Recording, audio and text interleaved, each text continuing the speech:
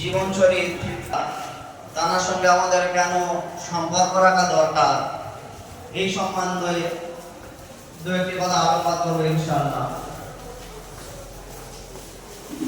আল্লাহ নবী সাল্লাল্লাহু আলাইহি ওয়াসাল্লাম বলেছেন, ইন্নাকা লাআলা খুলুকিন আযীম, নিশ্চয়ই আপনার চরিত্র সর্বোত্তম।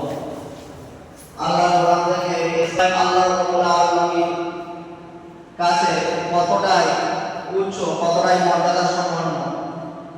তো সেই নবী সাল্লাল্লাহু আলাইহি ওয়াসাল্লামের মুখরোচিত বাণী তিনি পাক হাদিসের মধ্যে বলছেন, বুখারী শরীফের হাদিস, সেই হাদিসের মধ্যে বলছেন